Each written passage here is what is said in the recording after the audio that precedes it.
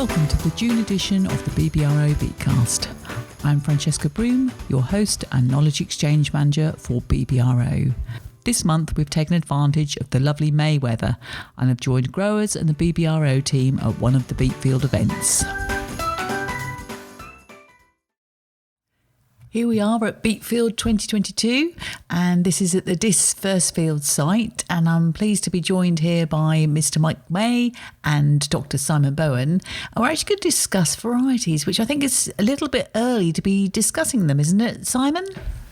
Well, it is in a way, but I think it's a really important point. So what we're talking to growers is about actually the process of deciding on varieties, that selection process needs to start now really, because the step one is actually understanding the varieties they have in the ground, how they're performing. We do lots of trials. We do our RL trials. We have things like our demonstration strips, but we do see variety performance is influenced by site, soil type and location. And I think getting growers to actually know where their different varieties are, and I think that's a really important point. Make sure you've got them marked up now, particularly now as they're all through the ground and you can see them, and actually monitoring their performance, because you will see some variation. And the things I'm thinking about is how quick they are, how vigorous they are, particularly early on. It's really important in a year like this, we know, to get our crops to 12 leaf stage as quickly as possible. And there may be differences between some of the varieties and the speed they come out of the blocks. So looking at that, and again at the tail end of the season, how they perform again for different diseases, and obviously how canopies hold up if you're going for late harvesting as well. So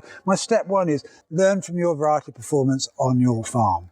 I think the second step is really think about, we have a number of traits now, whether it's AYPR, BCN, Conviso Smart, and of course the new partial tolerant. Think about traits you might want to use. And some of that might actually thinking about, well, through the season. And the one I'm really thinking about is Beet cyst nematode. We've now got 5 varieties on the RL list, and they are good tools to managing a nematode problem, but you need to know you've got a nematode problem. So through the season, particularly in the summer, when often you see the first signs of nematode damage on roots, and that often means sometimes patches of stunted growth, some yellowing, particularly after drought, I would suggest put the spade in.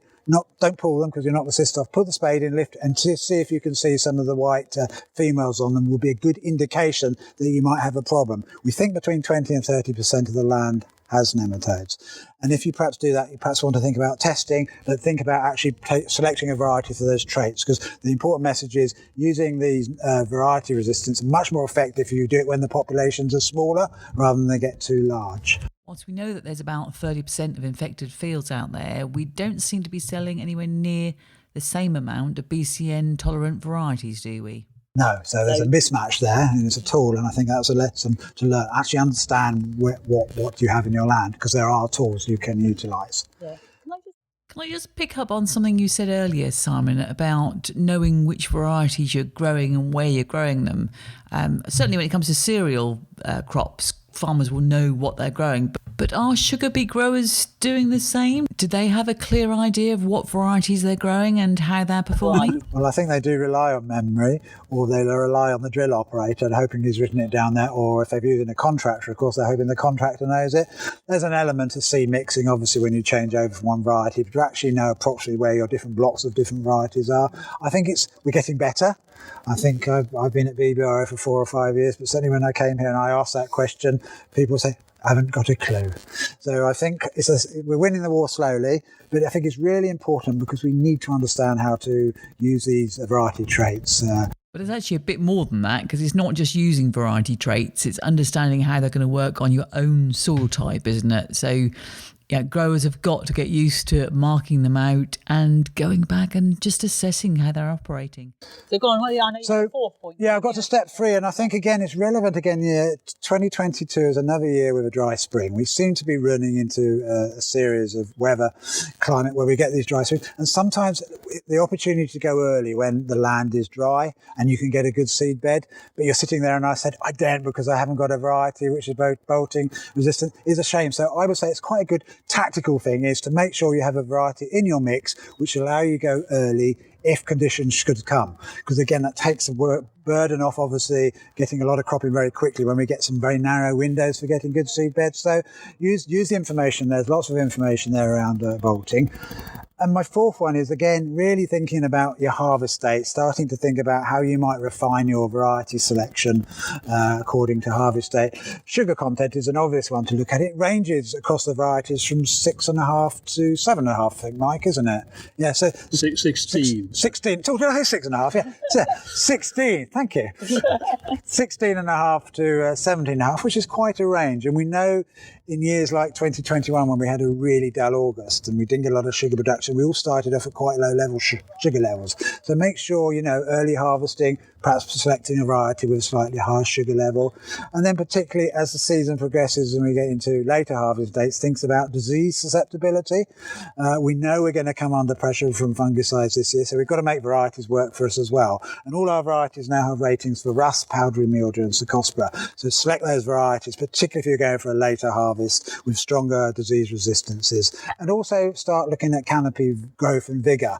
Again, if we were standing here in September and looking at these varieties, we would see some big differences between them in terms of the amount of canopy there and how strongly they're growing. Of course, what we want for late harvest is a nice, strong, vigorous canopy, which obviously allows us to get the light, maximise life interception into the autumn. So lots of things to consider, which we all turn into kind of, an advantage and improved returns on our crops, just by getting the variety choice right. And as you mentioned, we now have quite a few of the foliar diseases on the RL, don't we? We've got rust, powdery mildew and Cercospora, and Cercospora being the new one. But Mike, when we look at those figures, there isn't a lot of difference in this year. Can you just explain why that is, please? It's all down to how much we get in the RL trials, how much disease is there. We've got some fairly good data on powdery mildew and rust, but the data on Cercospora is relatively low amounts, and so the differences you're not going to see as bigger ones as you would with the other diseases.